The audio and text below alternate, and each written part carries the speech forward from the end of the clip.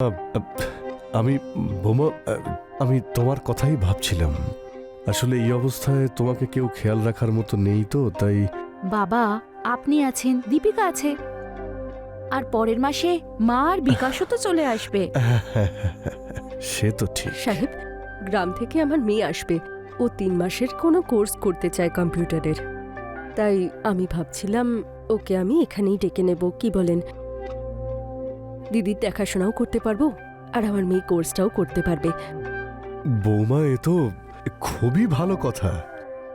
বৌমা, তুমি এক কাজ করো, আজকেই অনলাইনে ওর মেয়ের টিকিটটা রিজার্ভেশন করিয়ে দাও। হ্যাঁ বাবা। আচ্ছা বৌমা, আমি একটু ক্লিনিক হয়ে আসি, ঠিক আছে? মালিক, ফেরার সময় ওষুধ নিয়ে আসবেন। হ্যাঁ হ্যাঁ, নিয়ে আসবো। কিন্তু আমার ফিরতে ফিরতে সন্ধে হয়ে যাবে। বাইরে পার্টিতে যাব, আর আজকে বাইরেই খাবো। আচ্ছা। ব্যথার ওষুধ নিয়ে আসবো, তুমি চিন্তা করো না।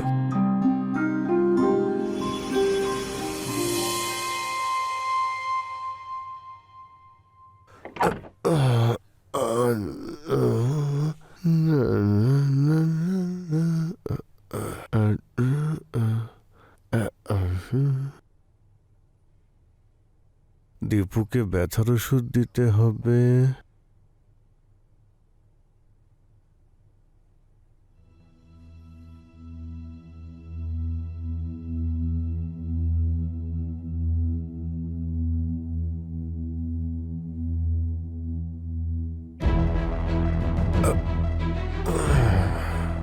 কিন্তু যদিও চিৎকার করে ওঠে, চিৎকার করলে সব মাটি হয়ে যাবে। হ্যাঁ,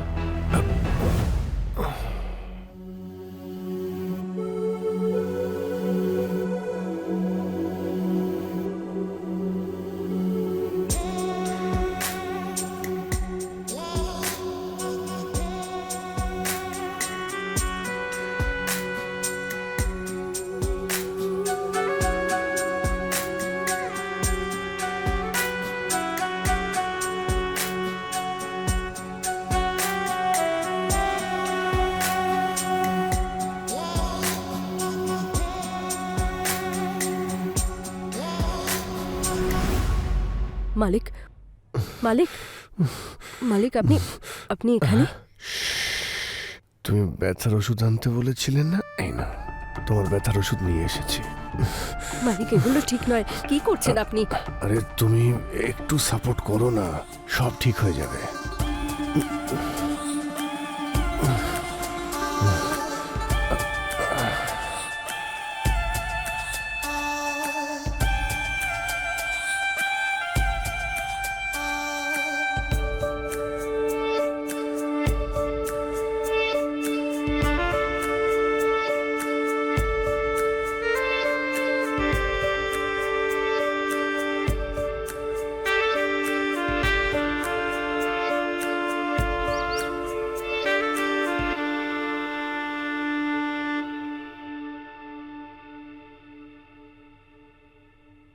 এরকম কলগুলো এত ঝামেলা হয় না।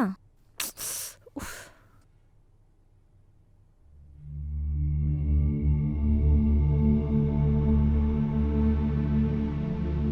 বাবা, ও হচ্ছে দীপুর মেয়ে ভূমি। ওহ, আরে, এ কি হলো? ভিজে গেলে কি করে? দিদি, আমি ভুল করে শাওয়ারটা চালিয়ে ফেলেছিলাম। আচ্ছা ঠিক আছে, কিছু হবে না, চেঞ্জ করে নাও তুমি। বাবাকে প্রণাম করো। সুখী হও, সুখী হও। অনেক উন্নতি করো।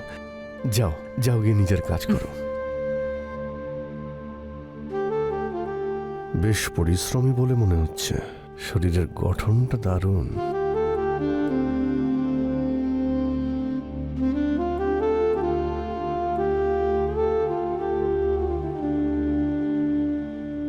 দেখ ভূমি, তোকে এখানে পড়াশোনার জন্য ডেকেছি।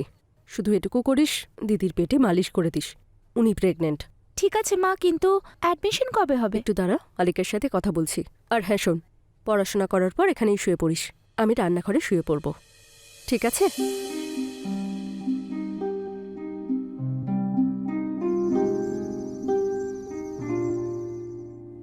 ভূমি, কত শক্ত হাত তোমার, একটু আস্তে করো। ঠিক আছে দিদি। আচ্ছা শোনো, তুমি কি এই পোশাক পরেই ঘুমো? হ্যাঁ দি। তোমার আনকমফোর্টেবল মনে হয় না? মনে হয়, কিন্তু এখন অভ্যেস হয়ে গেছে। আচ্ছা শোনো, আমার কাছে একটা এক্সট্রা নাইটি আছে, তুমি ওটা নিয়ে নাও। ঠিক আছে দি।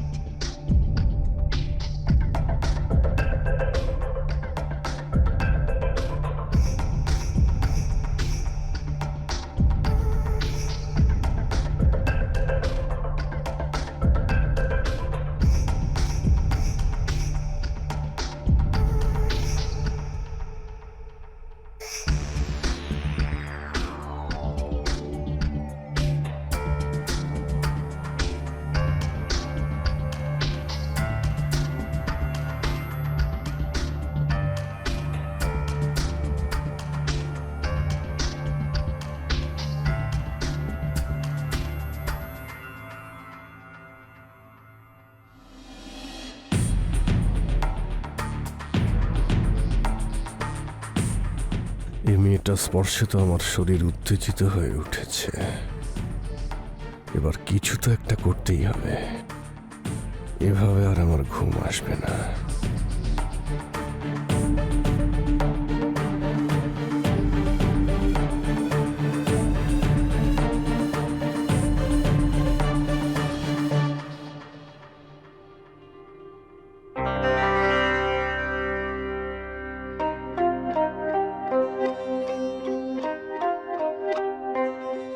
আর আমি থাকতে পারছি না।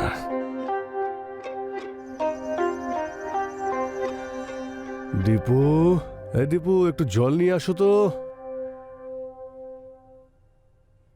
আসছি মালিক। এতক্ষণ সময় লেগে গেল? তুমি গ্লাসটাকে ওই টেবিলের ওপরে বসিয়ে দাও। মালিক, এসব এসব কি করছেন আপনি? মালিক, আমার মেয়ে ভূমি এখানেই রয়েছে, দেখলে কি ভাববে বলুন? আরে কিচ্ছু হবে না, সবাই এখন ঘুমোচ্ছে। দেখুন, আমাদের এটা করা ঠিক হচ্ছে না। দেখো, এখন আমি আর থামতে পারবো না। এবার তুমি বলো, তোমার কত টাকা চাই, আমি দিয়ে দেব। টাকার জন্য আমি এসব করতে পারবো না। আচ্ছা, তোমাকে তোমার মেয়ের জন্য তো করতেই হবে, হ্যাঁ? তোমার মেয়েকে আমি একটা খুব ভালো কোচিংয়ে ভর্তি করিয়ে দেব, আর সমস্ত ফিজও আমি দিয়ে দেব। তুমি চিন্তা করো না।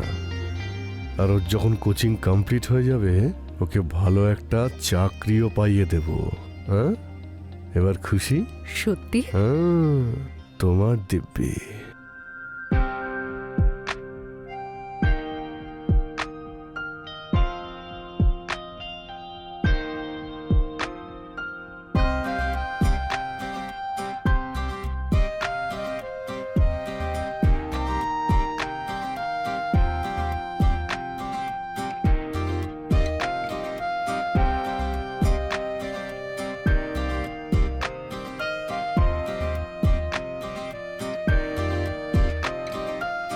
দীপিকা। মালিক, দিদি, তুমি তাড়াতাড়ি যাও, তা না হলে ও এখনই এখানে চলে আসবে। যাও যাও, তাড়াতাড়ি যাও।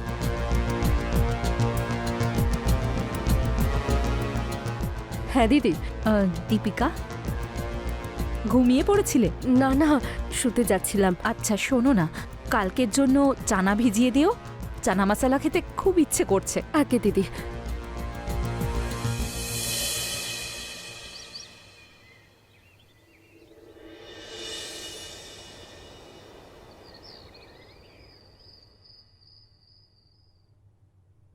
আরে দীপু, আরে ওই দীপিকা,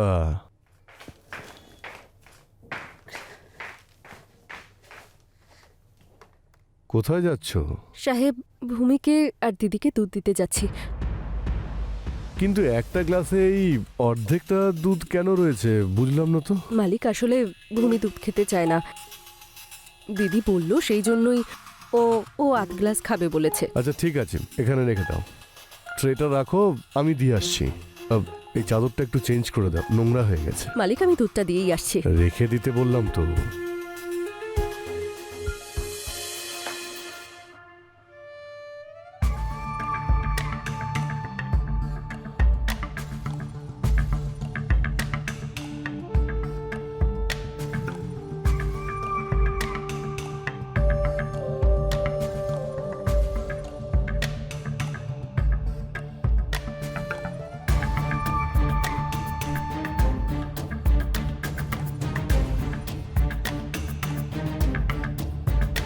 দেবু, ওইদিকে চাদরটা একটু ঠিক করে দাও, আমি ওকে দিয়ে আসছি দুধটা। আচ্ছা মালিক।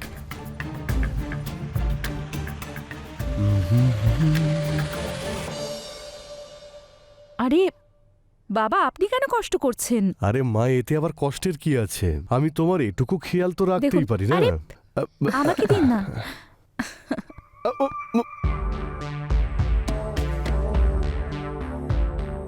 মা, বোমা তুমি এটা কি করলে? আরে অর্ধেকটা তো ভূমির গ্লাস ছিল। আসলে বাবা, আজ না দুধ খেতে আমার একদম ইচ্ছে করছে না। তাতে কি আছে, 1 গ্লাস না হয় ও খেয়ে নেবে। থ্যাংক ইউ দি।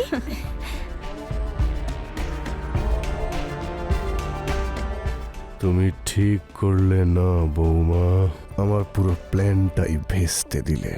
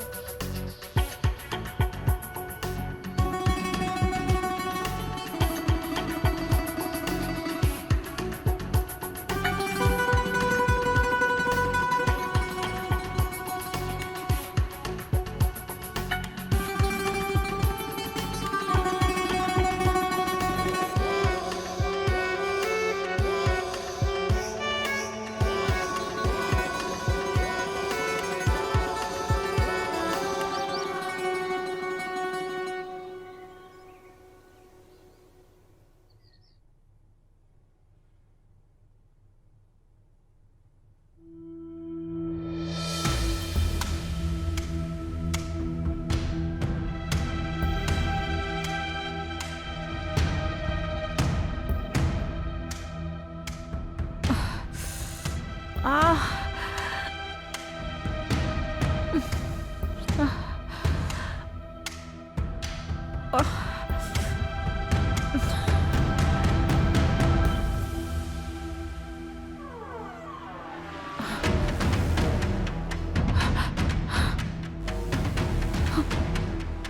এটা তো আমি পড়ে শুয়েছিলাম। হ্যাঁ,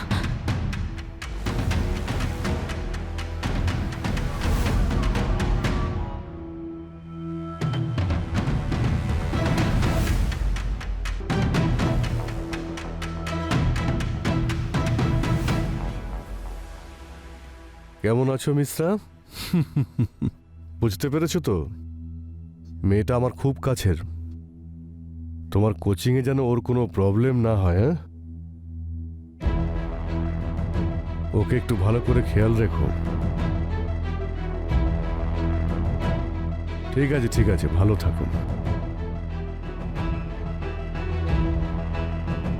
1 মাসের জন্য মা চিকিৎসা করাতে কি চলে গেছে? এই লোকটা তো নিজের সীমাই পার করে ফেললো। বাবা, আপনি এটা ভূমিকে দিয়ে দেবেন? আমার না খেতে একদম ইচ্ছে করছে না। ও আমার বেডরুমেই ঘুমোচ্ছে। হ্যাঁ, ঠিক আছে বৌমা।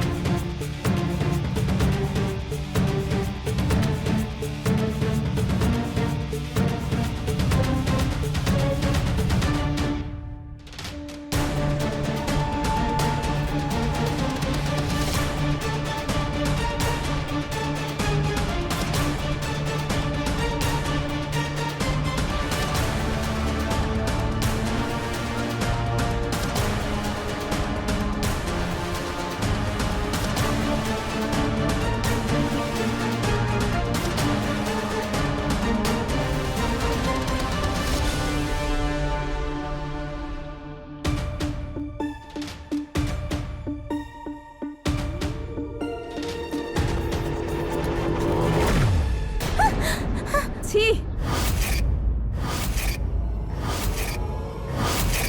লজ্জা করছে না আপনার? প্রথমে নিজের বৌমাকে কলঙ্কিত করলেন,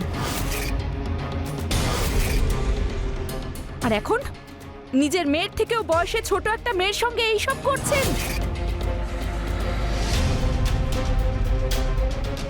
আপনাদের মতো লোকেদের সমাজে থাকার কোনো অধিকার নেই। আমি এক্ষুনি পুলিশকে ফোন করব, যাতে আপনাকে অ্যারেস্ট করা হয়। আপনাদের মতো লোকেদের সমাজে থাকার কোনো অধিকার নেই।